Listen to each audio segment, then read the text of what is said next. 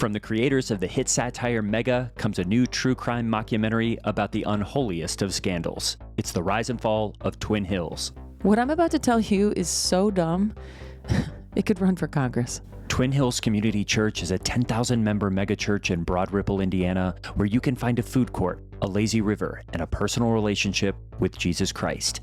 And behind it all, it's enigmatic pastor Steve Judson. Watch what you say. He is a bit of a sex pest. I can say that. That's not a legal term. It's a British term. My name is Grant Haish. I'm a food blogger and now podcaster who has stumbled upon the biggest story of my career. It's about Jesus, chicken nuggets, weird sex, Bible stuff, and 100 other things that I don't have time to mention in this ad. So come, follow me as I stop at nothing to uncover the truth of a church that is too big to fail. And then he cast me aside as if I was some sort of Judas. He's the Judas. If there's a top 5 Judases, he's the number one Judas. Follow Mega and listen to our new miniseries, The Rise and Fall of Twin Hills, starting May 21st, wherever you get your podcasts. The accusations won't stick.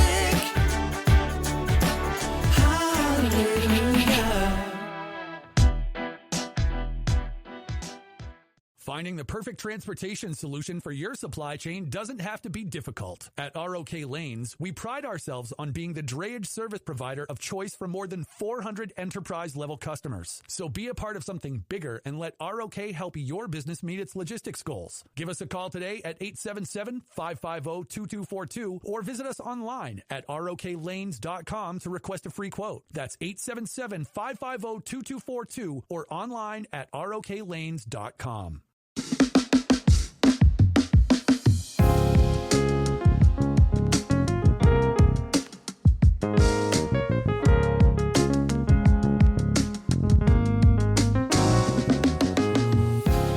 The tongue has no bones, but bones it crashes. That is a Greek proverb, and I'll talk to you more in a minute about its significance, but hello and welcome to Tennis Podcast, the show where every week, me and one of my rotating guest sidekick hosts discuss a different top tennis list. Every week, the top tennis list is known by one of us and a surprise to the other. Every list includes researched fun facts, trivia, and hot takes hotter than even Hades himself could handle. My name is Nick, and today I am joined by one of our most frequent sidekick hosts, the man with a booty clap that could rival the thunderclaps from Zeus himself, Dr. Buster. My native name is Thunder Cheeks.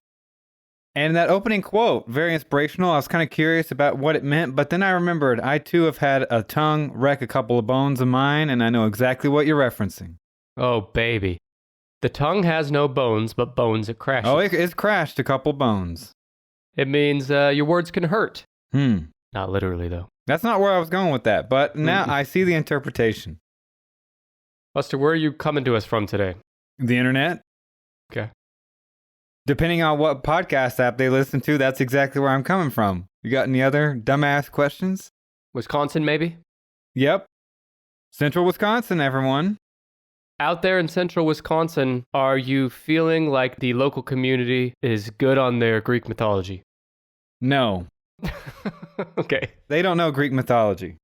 And why are you a Greek god atheist, Buster? Who said I was? You think you're better than the Greek gods? You believe and worship and trust the Greek gods? Well, maybe not all of them, but some of them, depending on what utility I find in each of them. Depends on the season of life. So really, it's what can the god do for you, not what you can do for the god. Is that what I'm hearing? Well, that's kind of what we're taught when we hear Greek mythology and all the stories. So you're supposed to praise the appropriate god for the appropriate circumstance. I don't understand. There is no booty clap god, so how did you become so bestowed with booty clapping gifts? Which god did you pray to? Sometimes you're so good at something you don't need help from somebody else, and that's the case with the booty clap. I don't need Poseidon's grace. I don't need Zeus's, blessing to perform the booty clap of a generation. But I know Zeus would be right there marveling with the rest of us. He would tell his wife, now I'm totally done having sex with anybody else but you. I'm going to be so devoted. And then literally 5 seconds later, he sees me doing the booty clap, and he's like, I'm going to have sex with that boy over there. I recently listened to Stephen, that boy over there. It is that fast and that hypocritical. I had mentioned on a previous episode, I listened to Stephen Fry's retelling of the Greek myth origins. It's called Mythos. Very good listen on Audible. And all the stories of Zeus are so incriminating, just like that. He's such a petulant little child who says one thing and does the exact opposite 5 minutes later, especially when it comes to being faithful. They're pretty much all like that. Yeah, they're not all upstanding citizens. Spoiler alert. They're not like the Christian god that many of us know today, although he's an asshole too, but we'll get into that. Before we get going, I want to remind our listeners to subscribe to our YouTube channel because you can find full episodes of the podcast, 1-minute visual trailers for every episode, video versions where you can see me and my sidekick host on camera, as unpleasing as those sidekick hosts may sometimes be to look at, and also live episodes like the one we did recently in April, and we have more of those planned as well. So subscribe now at youtube.com/tennispodcast. Or just check the show notes. We have links to all of our social on there. You try to make it easy as possible for the dum-dums out there like myself. We got a lot of dum-dums listening. I think that's kind of a prerequisite to even listen to this podcast. You got to be somewhat of a dum-dum. But I'm going to educate you today. This is a dense episode because there's so much to talk about. Thick, gelatinous. Greek mythology is the collection of ancient stories concerning the origin and nature of the world, the lives and the activities of deities, heroes, and mythological creatures, and more. The Greek myths were initially propagated in an oral poetic tradition starting in the 18th century BC. That's a long-ass time ago. Eventually, the myths of the heroes of the Trojan War and its aftermath became part of the oral tradition of Homer's epic poems, the Iliad and the Odyssey. Buster, where do you stand on Greek mythology? You dig it? Where do I stand? You just asked me where I was, Central Wisconsin, bub. Well, you're not standing, bub, if we're going to get literal. What do I think about Greek mythology? I stutter? Do I need to go through the whole intro again? Or are you ready to pay attention now? I should keep in mind, and I think the audience should also keep in mind, how old they are. Yeah? How far back, 3,000, 4,000 years ago, humans were kind of coming up with these stories. They're a snapshot in time of what people dealt with, what they thought about, etc. That being said, they don't age very well. They're not very modern. Some of the lessons there are still timeless. But a lot of things seem so silly and trite. Like, there's one particular story about Apollo, who's supposed to be one of the more ethically sound gods, but he gets jealous and very, very concerned over his prized cattle, his, favorite steer.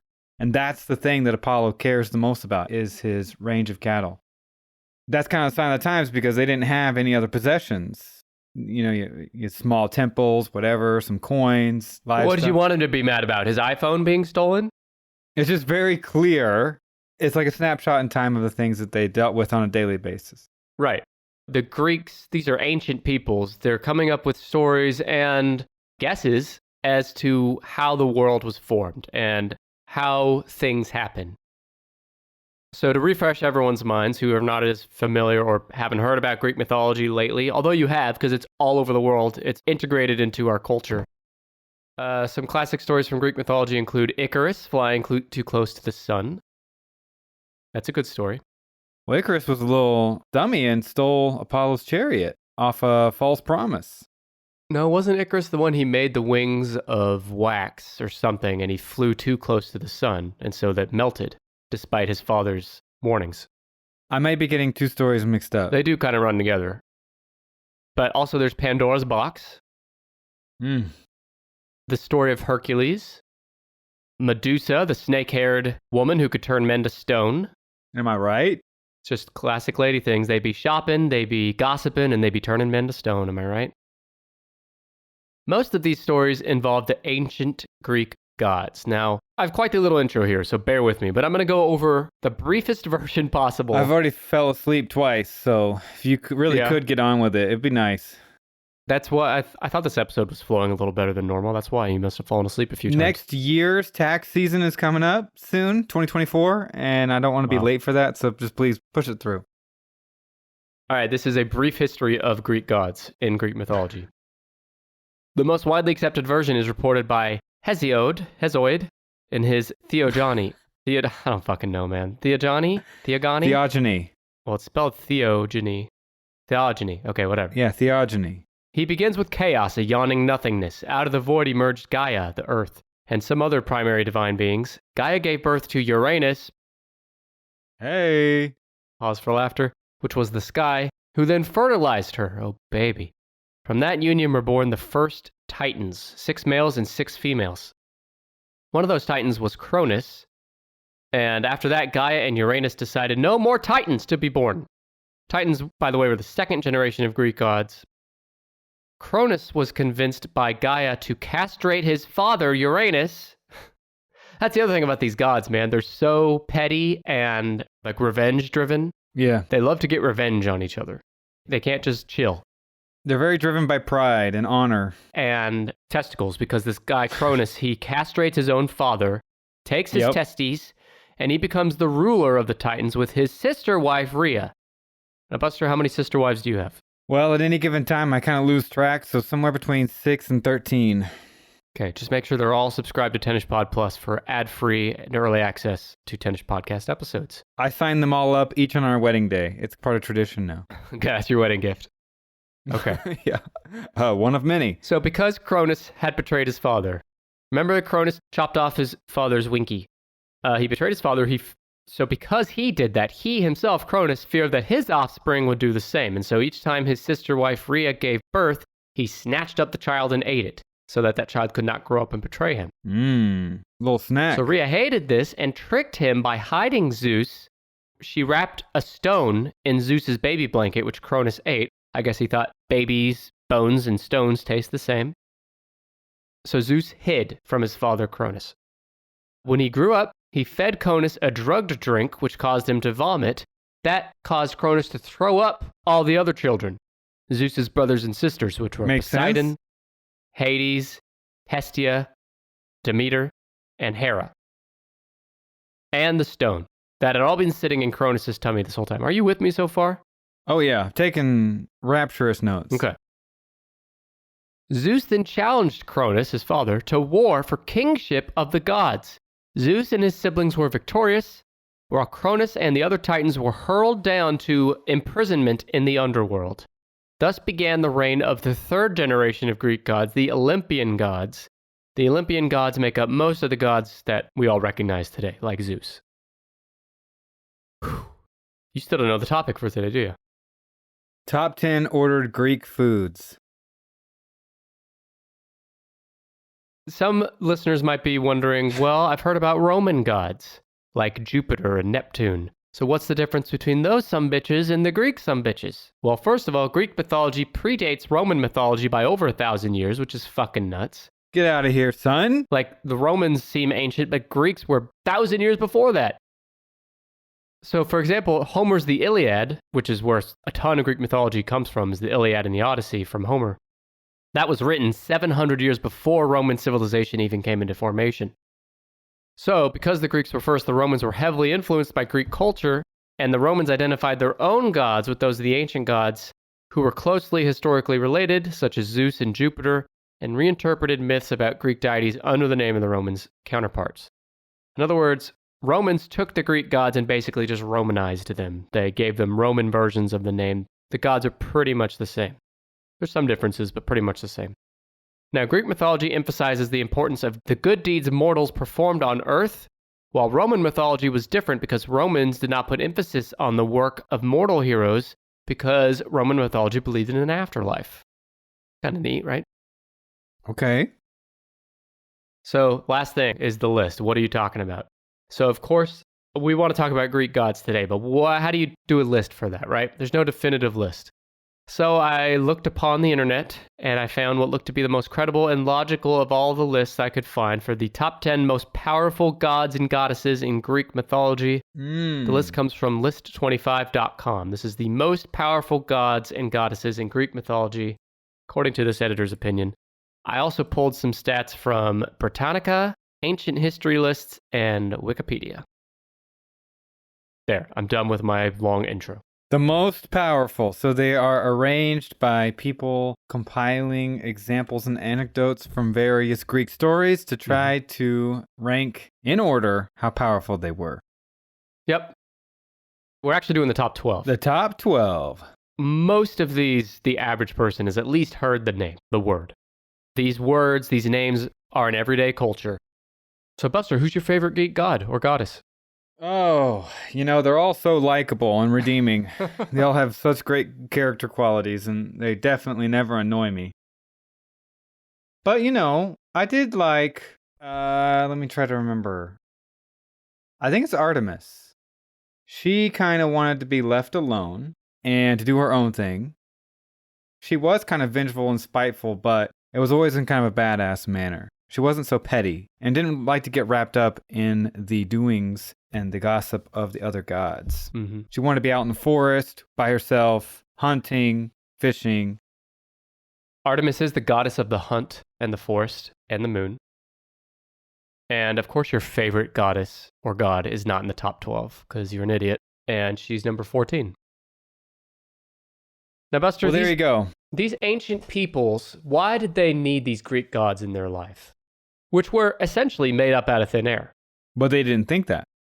Right, but like someone at some point was the first person to like circulate these stories, right? Sure.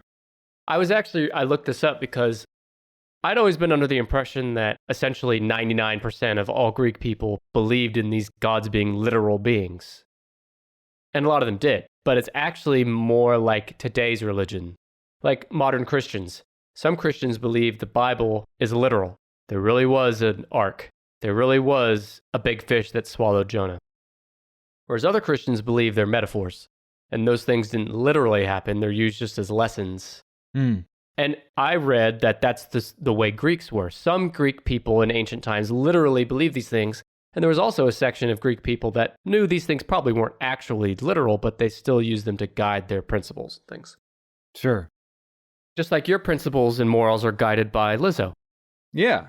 Because I try to be the baddest bitch no matter what. It's about damn time. Yep. So give me another god or goddess. Well, I mentioned him earlier. Kind of stands out as the golden boy, but he gets wrapped up in his own little hubris-inspired arguments with the other gods. But people really like to talk about him with sundown, sunset. And I'm going to go with Apollo. Apollo, as in Apollo 13 and all kinds of other shit. Apollo Creed. He is number 6 on the top 12 most powerful gods in Greek mythology. He's been recognized as he's the twin brother of Artemis, that first goddess you mentioned. He's been recognized as a god of archery, music and dance, truth and prophecy, healing and disease, the sun and light, poetry, and more. And he's one of the most important and complex of the Greek gods, the son of Zeus, twin brother of Artemis, like I mentioned. His Roman equivalent god is Phoebus. He is seen as the most beautiful god. All the gods and goddesses were very beautiful and appealing to look at, right? Yes, but some of their descriptions get so silly and there's no way you could identify. They're like, oh, trust me, they're the most beautiful. But then Apollo, even more beautiful than that. And then Aphrodite, even more beautiful than that. Aphrodite, what the fuck, bud? Spoilers. Fuck, we're talking about Apollo. You don't need to go into these other gods and goddesses. You never been on the show before? Hey, sorry, when I'm talking about the gods that I naturally am attracted to, think about during certain intimate moments in my life, it just slipped out. So please forgive me. You're forgiven. Apollo, the most beautiful god, he's considered the god of healing and medicine, but when enraged, because all these gods are stupidly petty, he would bring about death and despair with his arrows. He would harness his 4-horse chariot and move the sun across the sky every single day, providing light and life to the earth. Yeah, the story I referenced earlier is somebody tricked him in to a contest, and they said, if I win, I get to be at the reins of your chariot, and I get to ride across the sun during a sunrise and sunset. And he said, no, that's not a good idea. It's not a good idea. This kid's pretty young. The kid ends up winning, tricking Apollo, holding him to his word. Apollo regretfully hands over the reins, tries to teach him the things to keep the horses under control. Doesn't work, doesn't go well. Kid ends up dying in a blaze of glory, and something happens. It's the origination of something. It's not fire.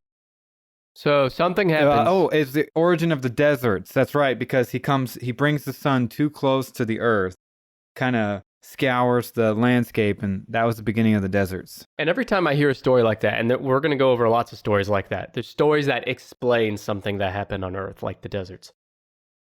A lot of people listening might be like, it's so ridiculous. Why would anybody believe that? But then you look around and say, oh, people think that Noah lined up animals 2 by 2 into this ark and floated. Like, a lot of modern shit people believe in are just as stupid as this ancient mythology. And these people didn't have the benefit of technology and knowledge and education. So a lot of it is what your surrounding culture tells you from a very, very, very young age.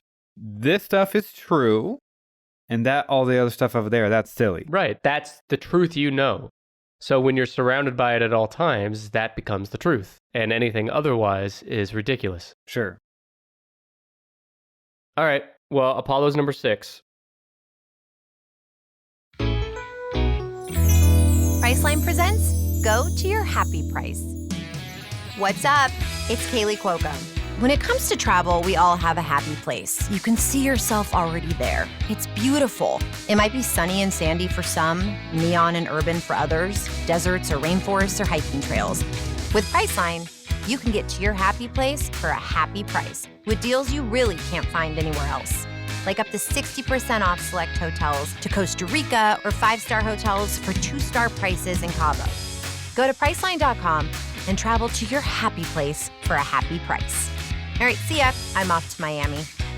No, actually, wow, look at that. No, I'm going to Hawaii now. Ooh, Cancun looks nice. You know what?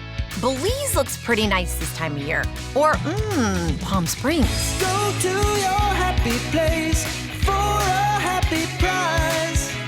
Go to your happy price, Priceline.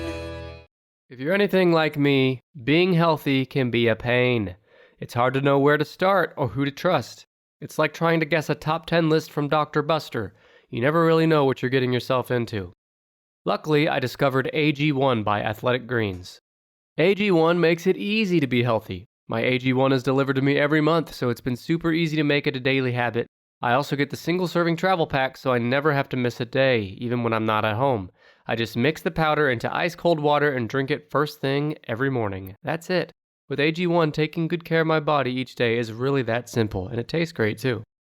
Even better, AG1 helps me feel energized and focused for the day ahead. My energy lasts throughout the day, and I know my nutritional bases are being covered. And then I sleep like a baby every night. AG1 has been part of millions of mornings since 2010, and now it's your turn.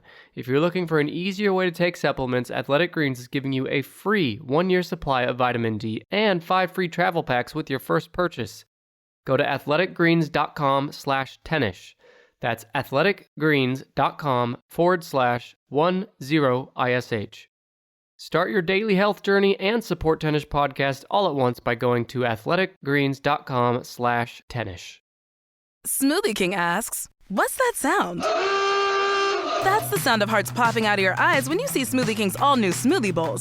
These Power Pack beauties are just waiting to be spooned. Our smoothie bowls start with acai or pitaya and are handcrafted with fresh toppings like sliced bananas, sweet berries, ripe mangoes, crunchy Purely Elizabeth granola, and a savory peanut butter drizzle.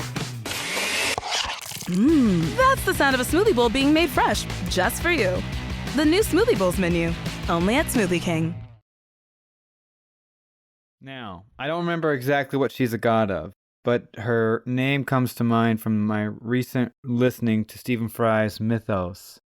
I'm going to go with Hephaestus. It's funny that you listened to that, because I didn't even know that, and that's probably like equipping you to guess this list better than you would have been. Yeah. It is. Without it, I'd be lost, because I'd only be able to tell you 3 or 4 names, but I've been briefed pretty well, and I read that back in January, or listened to it on Audible. It's a very good experience. Go check it out. You think you're smarter than us, is what you're saying. Stephen Fry's Mythos. I'll try not to mention it again. Thank you. Goodbye. Everybody take a drink every time he mentions the book, Mythos, because it's going to become... Hephaestus, I think, is one of the lesser-known gods on this list. You know, doesn't have the name and brand of a Zeus or an Apollo, but he is the 9th strongest, most powerful god, according to this list. He's the god of fire and metalworking. I thought Hephaestus... Got it. Okay. Right? Do I have that wrong? No, Hephaestus is a he. Hephaestus? Yeah. Yep, you're right. Okay. Well, everyone else take a drink whenever Nick's right and Buster's wrong. You'll be drunk within the end of the minute. Depicted with hammers and tongs, tongs. In Greek mythology, he was the son of Zeus and Hera, or he was Hera's asexual child, depending on which account you read. Let's get it going. As a smithing god, Hephaestus made all the weapons of the gods in Olympus. He served as the blacksmith of the gods and worshipped in the manufacturing and industrial centers of Greece. So, if you were a blacksmith, you would worship and pray to Hephaestus to help you out. A god of the people. The working man. It's funny that he's a god and he's still a very blue-collar god. He's a god with a blue-collar job. Yeah, what's even the benefit of being a god? You still got to make this shit for your brothers and sisters in Mount Olympus. Wow, Nick, you elitist ass. Nothing redeeming about blue-collar professions? Okay, they're not godly to you? No, I see. just mean he's a god. Like when you think of a god, you think of this exalted being that doesn't have to do like hard labor, but this guy's still... Let me guess, is your favorite god the one that does podcasting? That's right, the podcasting god, Tennisfistus. I don't know. Tennisfistus. Depicted often with hot dogs for arms and a giant ass. Origin of hot dogs and peanut butters and... Peanut butters, as if it's like one of many sensual oils. Yeah, all the peanut butters, the crunchy, the smooth. Then there'd be some dumbass story about how the crunchy and smooth peanut butters broke apart at once. There was only smooth. Yeah. And at one time, they were the waters of the earth, but they were replaced by Poseidon, who was a vengeful god. Right. Yeah. And it was like, it was a treaty. It was a bargain. Poseidon would actually get to win and take over. Yeah. Anyway, we digress. They all have stories like that, yeah. So as the blacksmithing god Hephaestus, his Roman equivalent is Vulcan. Hephaestus was an interesting god that in many ways he was so different from the rest that we've kind of talked about that. For one, he was the only, quote, ugly god of the immortals. Which means he was only a 9.7 out of 10. Right. All the other gods were these beautiful 10 out of 10s. These nick out of nicks, you might say. Oh, right. And Hephaestus was the buster of the group. Yeah. Right? The worst of the best. Hephaestus was also kind and peace-loving, qualities that escape many of the other deities who were often quick-tempered and jealous, as we've established. Now, Hephaestus was also married to Aphrodite, a product of an arranged marriage to keep the other gods from fighting over the most beautiful goddess. So they gave her to someone who was more hideous because they were like, oof, we're going to chain her down to that hideous monster and she's going to be unhappy about it. But hey, at least none of us can chase after her and try to unconsensually have sex with her. Unconsensually. They still tried. But also, Hephaestus is not only the making the what is he doing? He's blacksmithing the weapons for all these gods.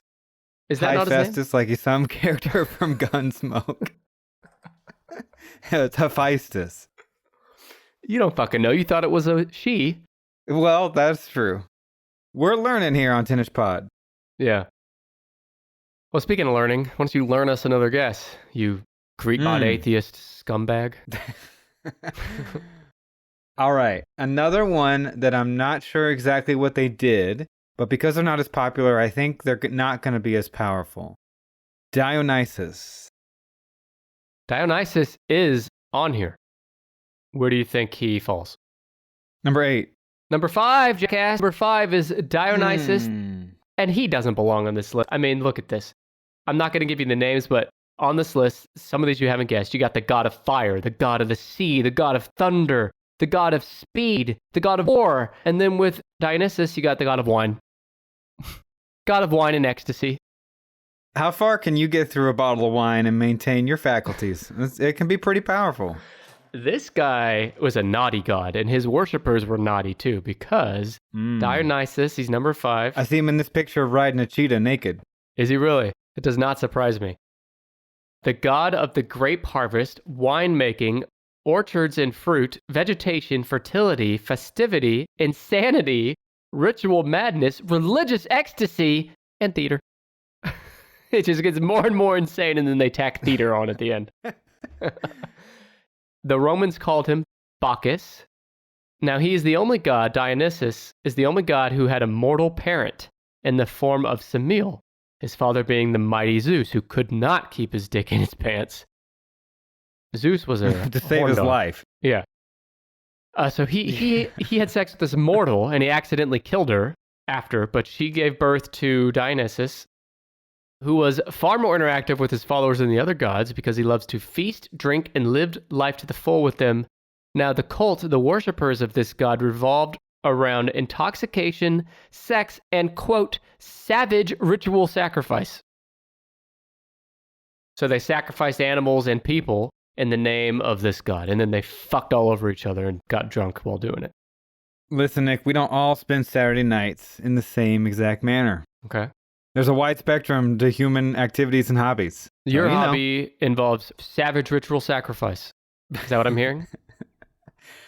After copious amounts of lovemaking, irresponsibly, okay, with people I may or may not know, induced by plenty of wine, And we also get large jungle cats to ride upon. Well, then they kill him. Yes. Well, hopefully we sacrifice the humans and not the big kitties. Because I don't want the kitties getting hurt. No, kitty can't get hurt. Absolutely not. Are you with me? This guy doesn't belong in the top 12 most powerful gods. He's just a party boy. Nothing powerful about him. I guess the power of like lust and sex, like that's a huge driving force in humans. Maybe that has something to do with it. It is, yeah. And, I was just about to say that sexual lust and kind of carnal behavior the gods just can't help themselves from is pretty powerful because it commandeers them in so many of these stories. You're right. So in that way, I guess it is pretty powerful. Zeus probably loved Dionysus. It's like in Seinfeld when George stops having sex and all of a sudden he's smart, intelligent, he wants to have good conversation, picks up new skills and hobbies. And Elaine stops having sex, but she gets dumber. That's right. But hopefully our listeners are getting smarter with every passing second. What we could all do with our lives and careers without any sexual urges. Zeus immediately just had a heart attack, just because of hearing that even as a possibility. He said, eternal life upon the heavens and the earth, not worth it. I'm done. Needs to get his big fat Zeus winky wet. Speaking of wet winkies, that might be a hint for someone else on this list. A wet winky. A wet winky. Well, that's all of them, except for Artemis, because she's out there doing her own thing. Well, which god literally had a wet winky? Well, he had a wet winky because he's underneath the sea most of the time, which he did not enjoy at first, but I think he ended up taking a liking to it. That's Mr. Poseidon. I love Poseidon. Where do you think he falls on the list? He's pretty powerful, if I remember right. So I'm going to say 3. He's number 2. Poseidon, god of the sea. Knew it. Now, who is Poseidon's brother? Zeus. Zeus, Poseidon, and Hades are the 3 brothers. And Hades definitely got the rub. He got brought into that deal, yeah. So the way it works is after they overthrew their father Cronus, because remember Zeus challenged Cronus and won the war, the world was divided among the 3 songs. Zeus was given the sky, Hades was given the underworld, and Poseidon was given the sea, with the earth and Mount Olympus belonging to all 3. Poseidon presided over the sea, storms, earthquakes, and horses. It's like they didn't have a god for horses, so they just like tacked him on. Because horses swim. Yep. Poseidon was the protector of seafarers and the guardian of many Hellenic cities and colonies. His Roman equivalent is Neptune, of SpongeBob fame, King Neptune. Okay. You remember Neptune in SpongeBob? I'm trying to remember. Well, I watched it recently, so it's on the mind. In terms of sheer power, Poseidon came second only to one of his brothers. As well as taming the power of the seas, he also carried a trident, which could cause massive earthquakes with a single strike. And to that I say, like, what if he just dropped the trident on accident when he wasn't trying to? And then, boom, earthquake. That happened all the time. Yeah. Sure, he set it up against the wall while he was taking a leak out there in the coral reef. Trident fell over and the San Andreas Fault just splits in half. Millions die. San Andreas Fault. Or whatever fault was active 3,000 years ago. Yeah. Maybe that's what's still happening. These gods are still around. Yeah, that's true. I mean, these gods are still out there if this Greek mythology is true. And I take offense to calling it Greek mythology. I call it Greek theory. Okay. So you're telling me that it's not oil companies fracking in the Oklahoma and Kansas areas that's causing the upspring of earthquakes. It's actually Poseidon just getting really upset these days. He's getting a little bit temperamental. And that's what's causing those new earthquakes in the Midwest and Great Plains region. Could be, but he might not even be temperamental. He might just be taking a leak on the coral reefs and the trident falls over, like you said. Sure. He's getting older. Or taking a big dump. Maybe Poseidon had one too many trips to the Taco Bell. It was late night. Fourth meal was calling. And he's paying for it for a couple hundred years thereafter. And that's what's causing all these earthquakes. Now I'm just thinking of a Taco Bell drive-thru and a Poseidon pulls up on one of his chariots to get fourth meal. Okay. I heard the chalupa was back. Chalupa never left, bub. I am here. Chalupa's a staple. In our town, there's a Taco Bell that I easily forget exists because I don't frequent it. If only High School Buster could hear you now. And a few months ago, I remember through the winter months, on the marquee, all it said was, "Chalupa is back!" Exclamation. See, so that's why I said that. That's the power in advertising. You don't even go there, but you saw their advertisement and you remember it all these months later, and now you're giving Taco Bell free press. Chalupa's back. All right, well, in the Odyssey, the story of the Odyssey, during the sea voyage from Troy back home to Ithaca, the Greek hero Odysseus provokes Poseidon's fury by blinding his son, the Cyclops Polyphemus, resulting in Poseidon punishing him with storms, causing the complete loss of his ship and companions and delaying his return by 10 years. So yeah, don't piss off Poseidon. These gods are all vengeful assholes. He had it coming. He killed his son. He didn't kill him, he blinded him. Oh, blinded him. Well, he only had one eye. You're right. He didn't have an eye to spare. Didn't have a square to spare, no eye to spare. So let's talk about one of Poseidon's brothers. Who's one of the brothers I mentioned? That'd be Hades down in the underworld, who I'm going to assume is less powerful than Zeus. So coming in, I'm going to guess around 4, number 4. Man, I wish Hades could take you to the underworld now and educate you on list guessing, because Hades is number 3, and I'm sure he took great offense to that being number 4 in your book. Knew it. Hades is the god of the dead, the king of the underworld. He's become synonymous with Hades, which is, Hades means the underworld to some people, but it's actually the god's name. He's the eldest son of Cronus and Rhea. This made him the last son to be regurgitated by his father, because remember, Zeus drugged his father and made his father regurgitate all the children, which for some reason didn't digest over decades. Hades was the last one. His Roman equivalent is Pluto, not Mickey's dog, although that'd be an interesting fan fiction. Hades is typically portrayed holding a bident and wearing his helm with Cerberus, the three-headed guard dog of the underworld, standing to his side. Now, contrary to common belief, it was not Hades who is responsible for the redemption of souls, but rather the 3 demigods, Minos, Ikos, and Rhadamanthus, who carry out the judgment. Hades is actually portrayed as a passive god, never portrayed negatively. His role was often maintaining balance. That said, he was depicted as cold and stern and held his subjects equally accountable by the laws. So he's just a law-abiding rule follower. He's actually not the bad guy like he's portrayed in, say, the Disney movie. Until there's a certain goddess that he covets and really wants. And Zeus says no. Yeah. Oh, we'll Get coming. to that. Yeah, right. So hold on to that. We'll get to that. What's your thought on Hades, Buster? Hades has his little bad boy moment. I like Hades. He's always been my favorite. I bet you do. He's not the devil. Like, people like to think he's the devil and he resides in hell. But in Greek theory, not mythology. The Greek theory says that when you die, all people go to the underworld, not just the bad ones. So Hades is responsible. And that's where you get sorted out? Yeah, well, there is no heaven and hell.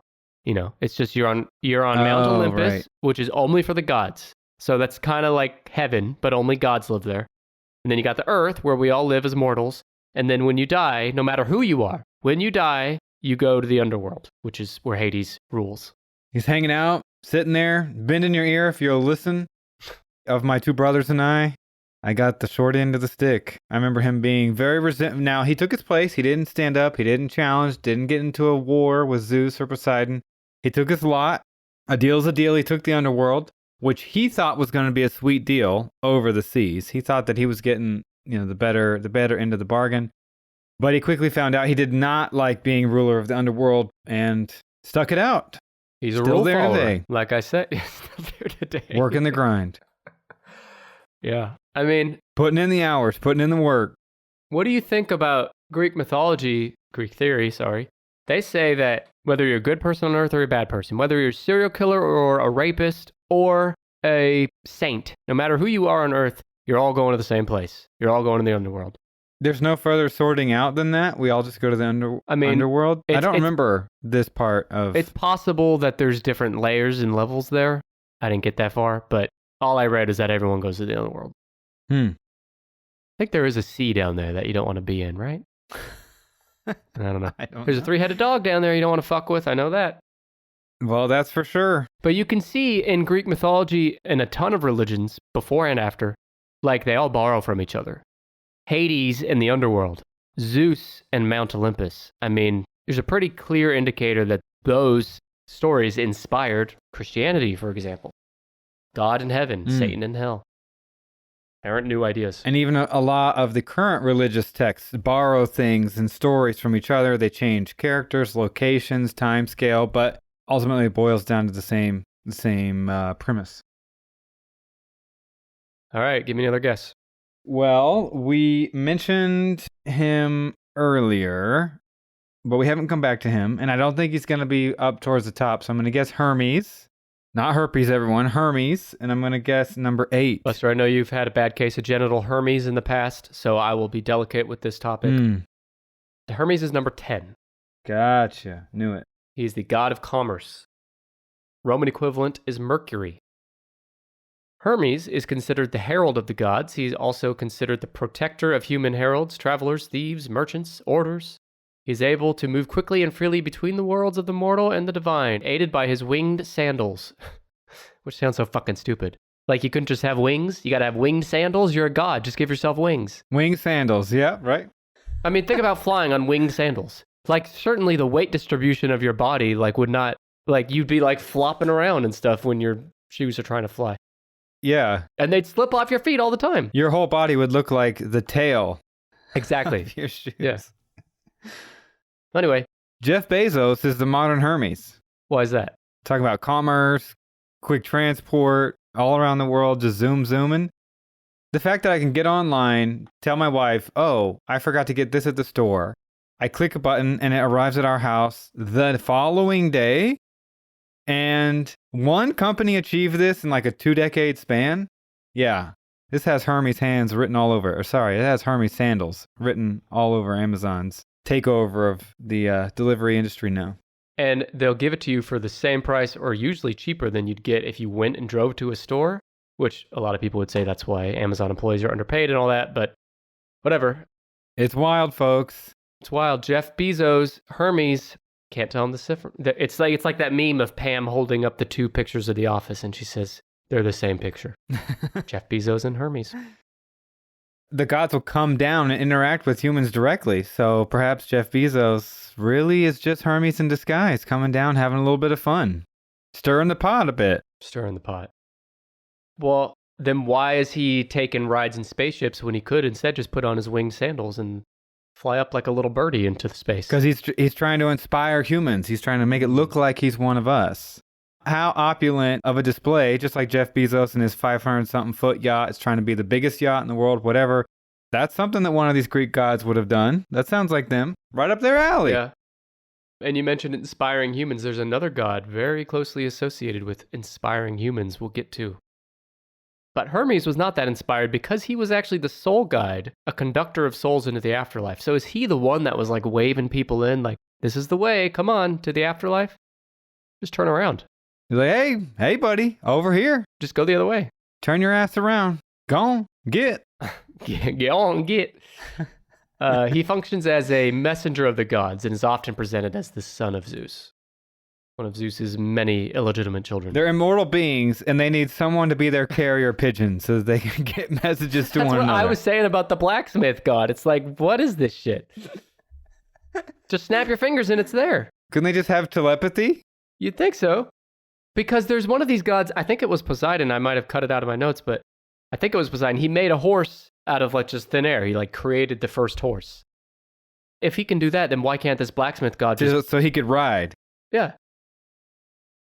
So, whatever. Yeah, why don't you just vaporize halfway across the planet? Because you're a god. You don't have to ride a horse and be like, oh shit, I really got to tell Zeus something. You can hop on that horse for a 6-day bareback ride. You just go. You just poof over there. No, he's not telling Zeus on a horse. Poseidon is telling Hermes, because Hermes is the messenger of the gods. Hermes is going back and forth between the gods. You fucking atheist. He's like, I'm trying to get into all sorts of thievery, debauchery. I'm trying to help people make money. And you gods just want to send messages back and forth all day like we're 8th graders in math class. Stop doing this so I can be a god of something. Mm-hmm. You know, every message Zeus is sending in these little pieces of paper is, hey, wanna fuck?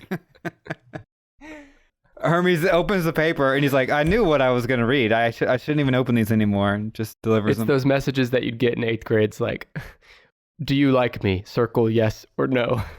That's what Zeus's message is. Oh, yeah. And he's sending it to literally every god, goddess, human, hybrid, everyone on the planet. Well, fuck, let's talk about our horn dog here, Zeus. Where do you think Zeus is on the list? Number 1. Numero uno. Number 1. And it's funny because Zeus is actually an equal to his brothers Poseidon and Hades. Where Zeus becomes more powerful is he's actually the ruler of the gods. He's the king of the gods. He's also the father of the gods and the father of men. His Roman equivalent is Jupiter, which is the largest planet in our solar system. Zeus's brothers are Poseidon and Hades. They split the world. Zeus got, what did Zeus get? He got the sky. Which is why he's the thunder god. And he's married to his sister, Hera, the goddess of marriage, women, and family, but was infamous for his erotic escapades. These resulted in many divine and heroic offspring, including Apollo, Artemis, Hermes, Perseus, Hercules, among others. He ruled with absolute authority and command over his universe, but also had a bad temper and was very easy to provoke. If you provoked him, your ass better run because he would hurl thunderbolts at those who displeased him. You think they wouldn't even incorporate that into the myth, to the legend, because like all these bad behaving people that took Zeus's name in vain or whatever, they weren't getting struck by thunderbolts. You know, it's like the evidence is right there. There's no thunderbolts coming down.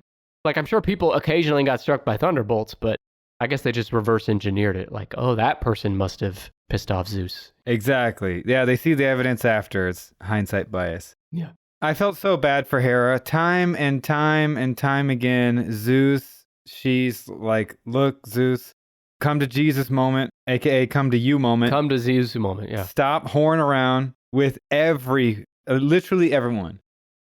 I'm supposed to be the most lovely being you've ever laid eyes upon. And he's like, yes, baby, I promise. We're at this great feast. Look at all these gods. There's nothing else in this universe I could want other than you. I love you so much. And literally the next morning, somebody will walk by with an ass that he just can't resist. And he's like, oh, hell yeah, and just goes in. And then Hera and him have another conversation. Yeah. It's time and time again. And I just feel so, like, if Hera is a god, she's immortal. Couldn't she do something to Zeus that's irreparable? Couldn't she, like, chop his penis off or punish him in some crazy way that he not if she don't want to be punished anymore? She'll be punished for that shit. Well, there's that. There's that. Yeah, it's like an abusive relationship. It's very sad. Then Hera's self-doubt and self-loathing because Zeus was always unfaithful to her drove so much of her vengeance and resentment towards all the other gods and soured a relationship with her and everybody else. The only person you should be mad at is your husband. But she hated everybody else at the table because he was literally banging the doors off of everybody at the table. Well, it's like people in the Old Testament. You know, God wiped out the world with the flood, and he wiped out cities like Sodom and Gomorrah, and you still have to worship him. And it's the same with Zeus. You might hate him, but if you show that, then your ass is getting struck with a thunderbolt. Sorry. He's going to thundershock you like Pikachu. And also, you don't have to feel that bad for her, Buster, because she's not real. Not a real person. It's just a story. Are you saying that because she's a woman, or... Because I don't know if I agree with that, Nick. That's a hot take. Oh, it's a hot take that Hera was not an actual person? Okay. Well, I guess she wasn't. She was a goddess.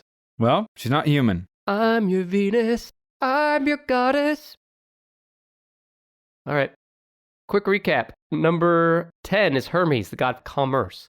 Number 9 is Hephaestus. How do you say it?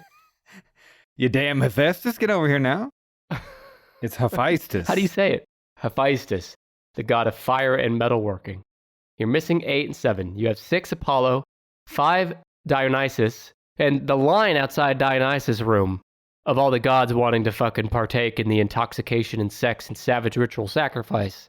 It's the party that never stopped. See, the thing about Dionysus, though, he was chill about it. He was relaxed. He's not pressuring you. He's like, hey, you want to have a good time? You're stressed from running all over the sky, ruling the fish, whatever you're doing. Come over here, have some wine. Let's have a sex romp. Let's have fun. Put your feet up. Let your hair down. Let's get to it. But you have to sacrifice an animal first, savagely. But let's be real. The gods didn't mind doing that. It's just another day at the office. You got to break a couple eggs and make an omelet. That's right. You need 4, and then 3, 2, and 1 are the 3 brothers. Hades, Poseidon, Zeus. Hey, Dr. Buster here. Did you know that some of your fellow listeners knew the topic of today's episode weeks in advance? Say what? Well, that's because they're signed up to the free 10ish podcast newsletter. The Tennis Pod newsletter hits inboxes on the first Friday of every month, and it is the only place to get the next month's worth of episode topics in advance. Hey, that's pretty sweet. That way you know in advance when and how Nick is going to disappoint you. Plus, you can read my exclusive blog in the newsletter. That's right, yeah boy. And my sidekick host, Nick, will also let you in on the latest behind-the-scenes notes and tidbits about Tennis podcasts. Get all of this and more by taking about 10 seconds to sign up. Just go to tennispod.com/newsletter. All we need is your email address and you are in. You can also check the show notes of this episode for a direct link. Don't waste another second. Go to tennispod.com/newsletter to sign up right now. So, you open Google Chrome on your phone, you're hunting for a super rare first edition vinyl of a band you're obsessed with, when you're supposed to be working. But this site you tapped on seems pretty shady. And Daryl from IT just jumped up from his desk. Oh no, he's coming your way. It's a good thing built-in malware protection keeps you safe and sound. Not from Daryl, though. Sorry. There's no place like Chrome. Download Google Chrome on your phone. I want to be where the people are. Ariel, this obsession with humans has to stop. I just want to know more about them. I can help you become human. The wait is finally over. Ariel, come on. For the movie event of the summer. You ready? I'm ready. Part of that world. Get your tickets now. What are we waiting for? Let's go, let's go, let's go! For Disney's The Little Mermaid in theaters May 26th. Rated PG. Parental guidance suggested. Let's talk about Zeus's wife herself, Hera. She's number 13, just outside the top 12. She's the goddess of marriage and childbirth. I'll go with another one that is common on people's minds, the god of war, and I'm sure a bunch of other things unrelated, and that would be Ares. Ares is the god of war at number 8. He is the son of Zeus and Hera. His Roman equivalent is Mars. He embodies the physical valor necessary for success in war, but can also personify sheer brutality and bloodlust, in contrast to his sister, the armored Athena, whose martial functions include military strategy and generalship. So Ares is kind of the brute force, violent one, and his sister, Athena, is the strategy and side of war. But she's tough and beautiful. We'll get to Athena. I got a couple things to say about her. She's not in the top 12, so we'll get to her right after this. But Ares has a limited role in Greek mythology. When he does appear, he is often humiliated. So he's kind of the Dr. Buster of the Greek gods. When you do appear on Tennis Podcast, you get humiliated. Most famously, when the craftsman god Hephaestus... I can never say it. How do you say it? Hephaestus. Hephaestus. Yep. Hephaestus discovers his wife Aphrodite is having an affair with Ares, so he traps the lovers in a net and exposes them to the ridicule of the other gods. And I'm like, you're a god and you're getting trapped by a net? Like, you got to reevaluate your goddom. And everyone's like, yeah, of course. You're the most hideous of us. Of course she's going to be sleeping with Ares, the god of war. Yeah, the whole point was to set her up with Hephaestus. Hephaestus. Fucking damn it. Set him up with him so that Hephaestus, so that she wouldn't be doing this shit, and Aphrodite can't help herself. She can't. She's the creme de la creme. But before we talk about Aphrodite, tell me about Athena. What's your beef with Athena? Your hot takes.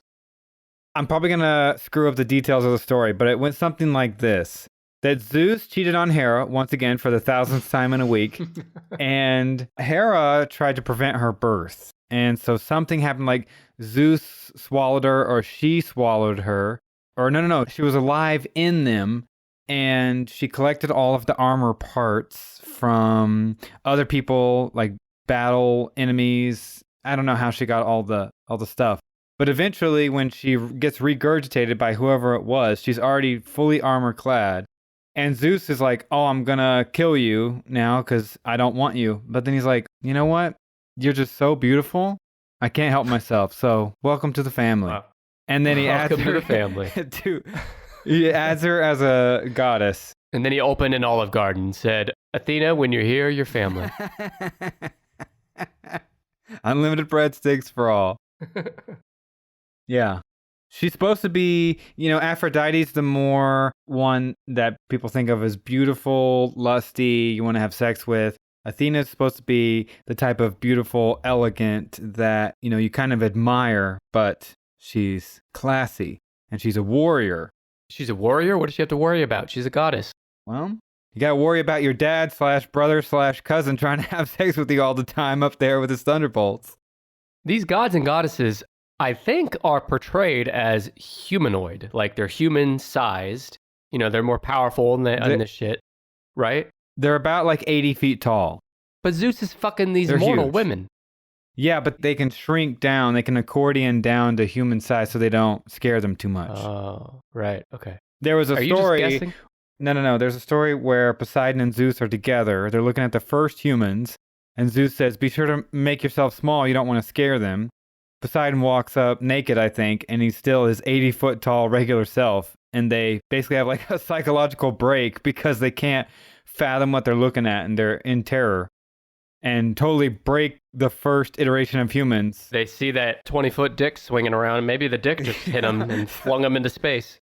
So then Zeus and Poseidon, then he's like, hey, this time, remember, we got to present ourselves in a stature that's similar to theirs. So then they remember the second iteration of humans, they don't have their brains split in half because Zeus and Poseidon are like 7 feet tall when they introduce themselves to the humans. Okay. Well, where I was going with that is if they're the size of humans, how are they regurgitating full-sized humans like Athena? But right. I guess that explains it. That's very logical. It makes sense. And no qualms with that at all. Hey, it's like whose line is it anyway? The rules are made up and the points don't matter. Yeah, you just make it up as you go. Well, Aphrodite, that old knockout herself, where do you think she is on here? Number 7. She barely breaks the list at 12. That's why I went to 12, because I wanted to talk about Aphrodite.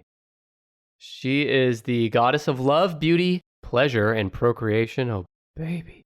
She was said to have emerged.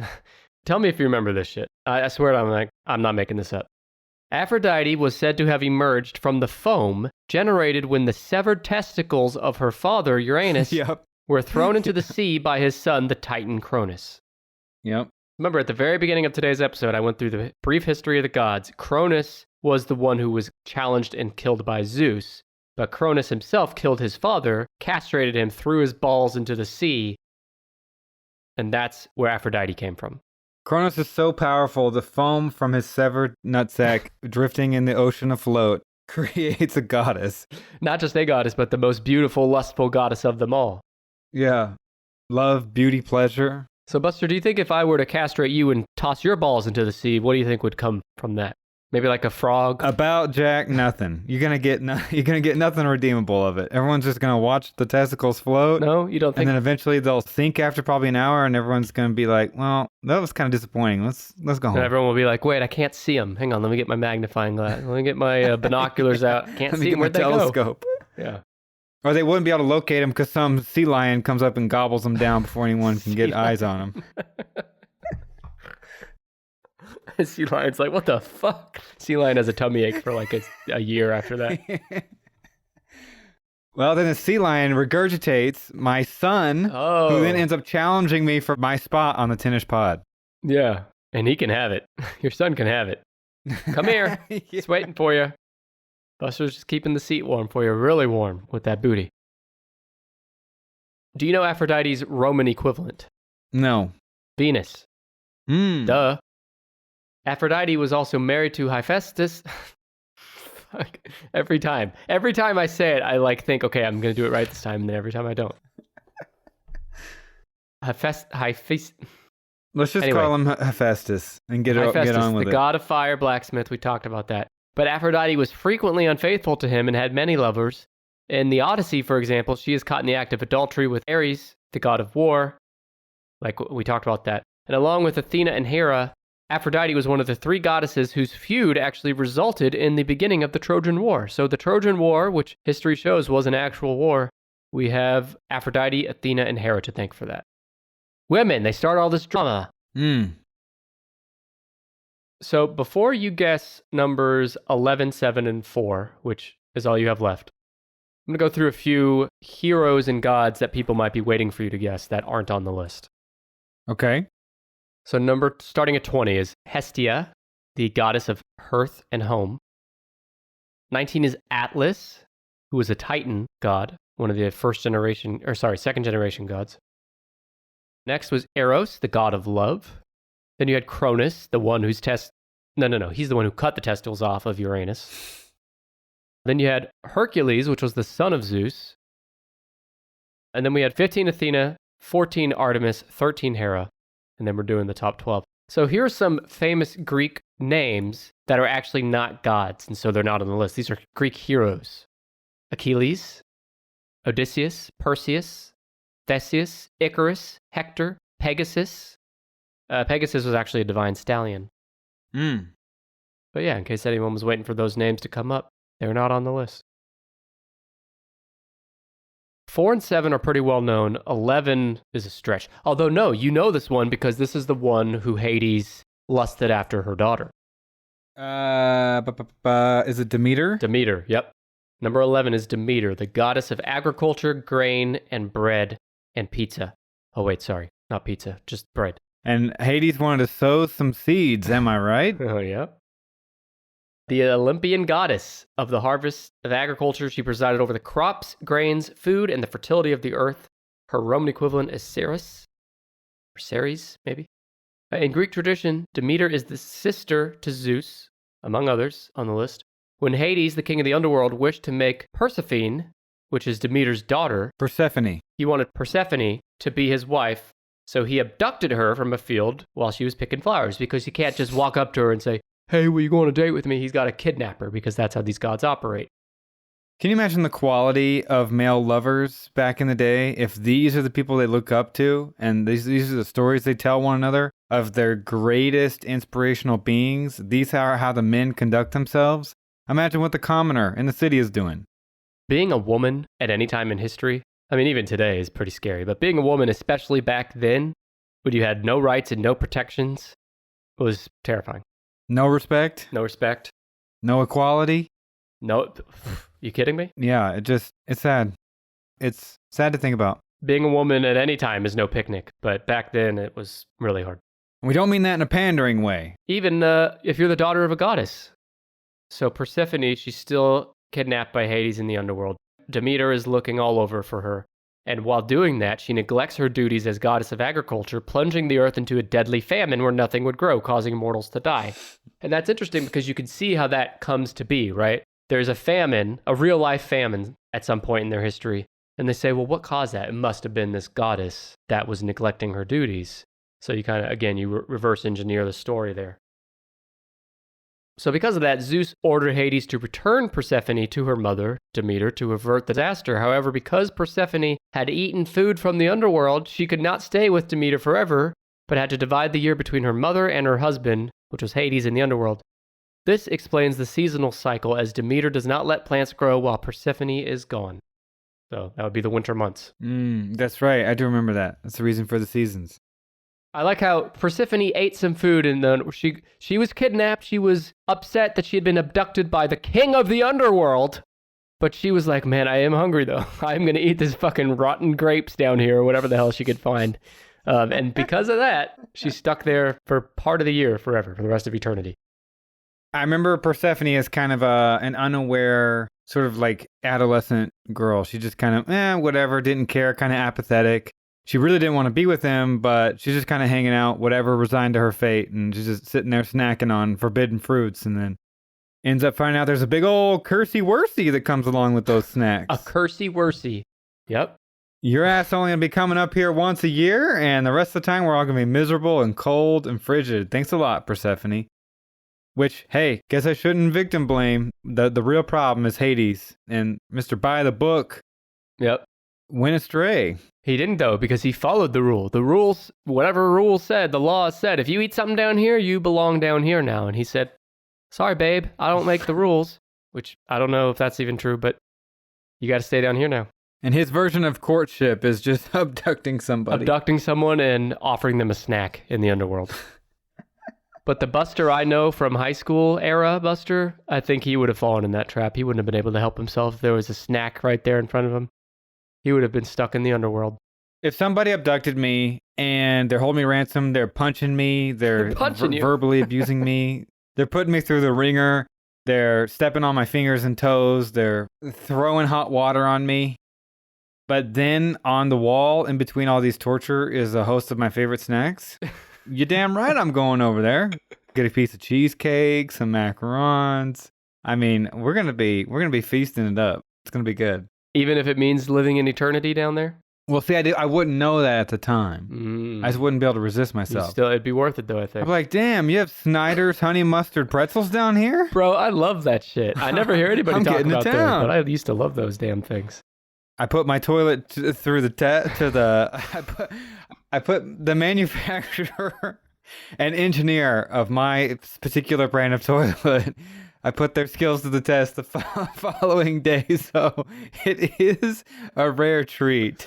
God damn. Anyway, we've really gotten off track from the gods of Mount Olympus. Put your toilet's manufacturer to the test. You are their personal quality control in the field.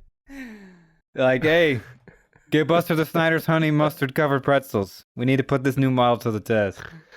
All right. Well, speaking of putting someone to the test, what type of athletic wear might a person today wear if they were going to test their endurance? You mean like... What brand of clothing? Oh, Nike. Nike is the goddess of speed, strength, and victory. And she is number 7. Interesting. I don't think this is one that came up in this book I said I wasn't going to mention again. Yeah, what's the name of that book so everyone can take a drink? Don't say it. They're drunk enough. Nike was a goddess who personified victory in any field, including art, music, war, and athletics. Her Roman equivalent was Victoria. Now, the Greeks worshipped her because they thought she could grant them strength and speed in order to be victorious in whatever they set out to do. And you often see her seated next to Zeus as she helped him in his victory over the Titans. When really, anytime someone asked her for help, she was like, hey, just do it. Quit making excuses. Wow. That was good. Also, I just have to say, the shoe brand, when they're coming up with a name, who they're going to personify, now that I know it's a Greek god and that was what she's a god of, that's pretty genius. Yeah. The name Nike. Well, so many modeled things. after this. Like, think about Apollo. And Poseidon's the name of, like, ships. Sure. Like, there's so many things that are borrowed from Greek culture, Greek mythology. But all you have left is number 4. And he's a big one. He's actually a Titan. He was part of the second generation of gods. Okay, it's got to be the unfortunate, forever tortured soul because he loved humans so much, he gave them fire despite Zeus telling him, boy, you son of a bitch, if you give him fire, I will smite you. And that would be Prometheus. You're right, but do you remember why Zeus didn't want that? Like, he didn't want humans to get too smart? Is that it? He thought that if humans got fire, they would be able to be self-reliant and they could advance civilization. They wouldn't need to rely on the gods. That's how petty Zeus is. I created you, but you have to always need me. It's like a parent who never wants their child to grow up. That's the Christian God too, by the way. That's every religious God. Well, sure. But you're right. You have to worship me, need me for everything. And if you get fire, you're going to be too self-reliant. But Prometheus loves the humans. He loved to watch them thrive and grow and advance. So he decided it was going to be worth whatever Zeus had to dish out and gave them fire instead. You're right. Prometheus, the god of fire, is number 4. He's best known for defying the Olympian gods by stealing fire from them and giving it to humanity in the form of technology, knowledge, and more generally, civilization. Like Dr. Buster just said, Zeus condemned Prometheus to eternal torment for his transgression.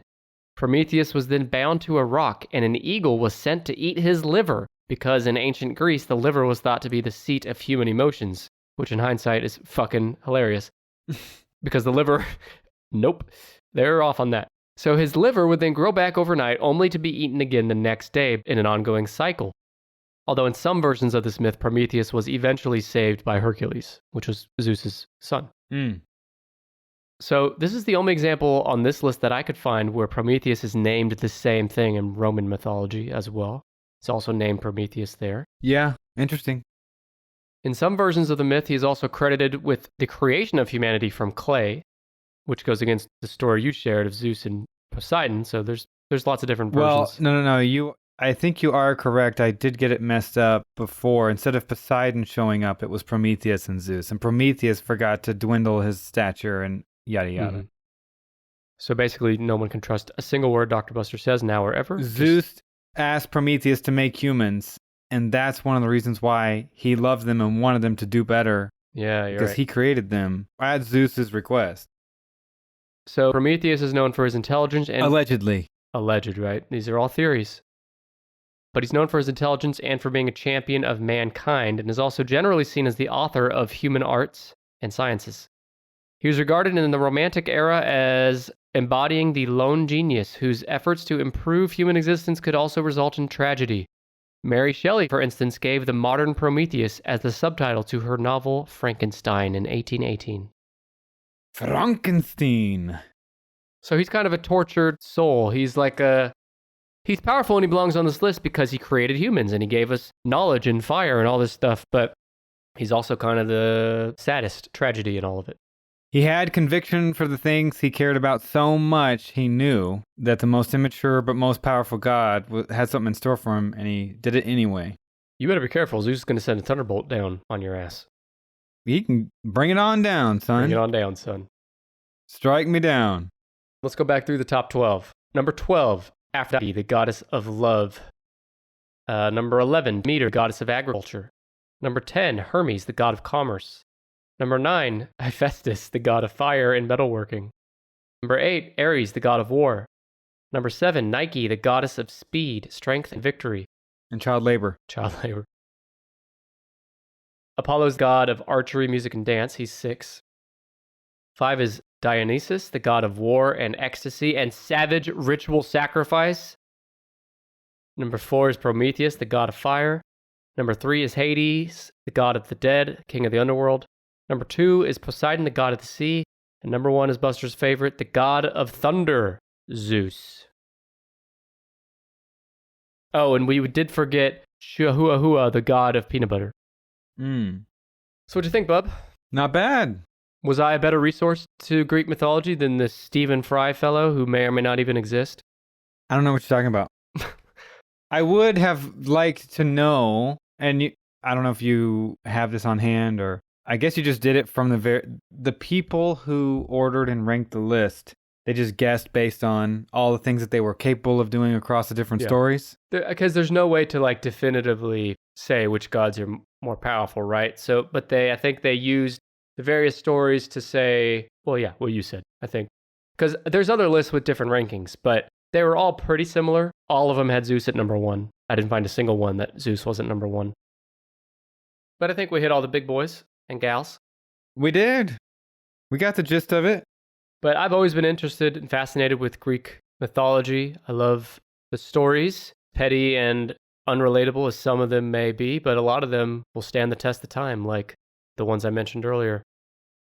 And also, the Disney movie Hercules is underrated. It has Danny DeVito in it. They do have some good lessons and morals. You know, it's easy to extract some actual life lessons from the stories, even if you may hate the characters. And I don't hate the characters because I don't want to be smited like you. Which maybe that was part of it. Maybe for them and their, kind of religious beliefs, gods didn't have to be likable. But what was more important is the lessons you extracted from the story itself, the interaction between the characters. Yeah. Kind of like with Breaking Bad, you don't have to like Walter White or Heisenberg, but you learn things and take away things from the interactions and the transformation you see him go through in the show. And because of Breaking Bad, even though I had mixed feelings on Walt, he did help me become a drug overlord over a huge empire of blue meth. Nick, this is a mainline feed episode. You shouldn't be saying that. That's only for the patrons on Patreon, 10ish Pod Plus. So, have I not told you?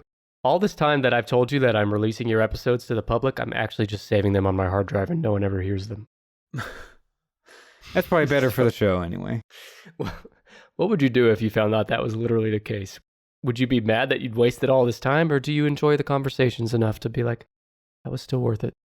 I would enjoy it, although a couple of things. A, I'd be super curious why the lie and fabrication. B, I'd be so curious how you got my own Spotify account and my own RSS radio feed to spit out the episodes that include me, but for everybody else's common feed, they're not there. Well, that's because I have people on the inside at those places to make it happen. I'd be so curious. I did it just to mind fuck you, just to fuck with you. I got to keep you on your toes. Well, we've all got to find ways to play as we get older. I got to keep you on your booty. Speaking of keeping you on your booty, this episode has been very fun. It's kept me on my booty. Next week, I'm going to be back with episode 218. I'm going to be with John from the Reddit on Wiki podcast. The week following, I'll be with Anna Keller. And then episode 220 in 3 weeks, Buster, you'll be back again. I want to thank everyone for listening. And if you want to hear the next episode early and ad-free, go to tennispod.com/plus. You know what we'll have to say out there for people? I listened to an episode recently on Spotify. I forgot what it's like to experience the Tennis Pod with ads. And I went back to my Tennis Pod Plus RSS feed radio. That is a true, honest plug. I'm not making this up for shit's sake. It's not canned. Go over, do yourself a favor. For $5 a month, you can get away from all the ads, which there was a decent amount. Whoa. Plus, you can get bonus episodes, which are at least 1 or 2 a month. So, yeah, it's a good time. It's worth it. Support the show, you fucking heathens. Buster's not getting a percentage of commission. I actually have to pay Nick for each minute I'm on the show. Yeah, and we're due for a upcharge as well. We got to hike up the price. It's really putting a financial strain on my marriage, but I am going to say it's worth it. Your wife told me it's worth it as well. She let me know. The ad-free access actually starts at just $2. So for $2, you can get in the door for ad-free access. $2? Yep. People won't even know $2 is missing from a monthly budget. Folks, there's no resistance. Get on, sign up. What are you doing? Damn. All right, well, since we're here plugging shit, I'll say if you are listening to my voice right now on Apple Podcasts, couldn't be easier because you don't even have to go to tennispod.com/plus. Instead, just scroll to the top of our page on Apple Podcasts, and there's a button that says Try Free. Tap that. You'll get Tennis Pod Plus right there in the app, and you'll also get a free 7-day trial. So, I'm done plugging. I appreciate everyone listening. If you loved this episode or you hated it, feel free to hit me up on Twitter, Instagram, Facebook, Reddit, TikTok, @TennisPod. And if you want to get in touch with Dr. Buster, well, just find Hermes and have a message sent via him, because he's the messenger of the gods. Plug it in, plug it in. Bye.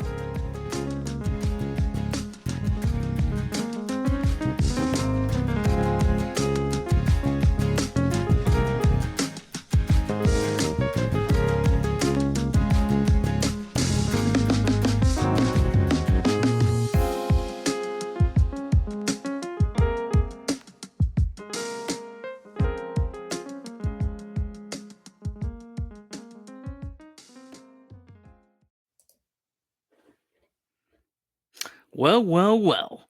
Looks like someone's making me record a trailer for my podcast, Binge Watchers Podcast, on someone else's show. Can you believe it? I mean, who's got the time for that? But since I am a good sport, and let's be honest, I need all the weirdos, fellow binge watchers, movie fans, and listeners I can get, I'm gonna do it. And let me tell you, you're in for a treat. Binge Watcher Podcast is a late-night comedy and movie show. We review the latest releases, we talk about classic films, and we just generally have a good time. And don't worry, we don't take ourselves too seriously. Plus, I got a knack for spoiling movies that I love. So if you're tired of those pretentious film critics telling you what to like, come hang out with us. And when you're done listening to this other podcast, hit subscribe on Binge Watchers. Trust me, you won't regret it. If you do, well, at least you've had a good laugh. Hold my beer.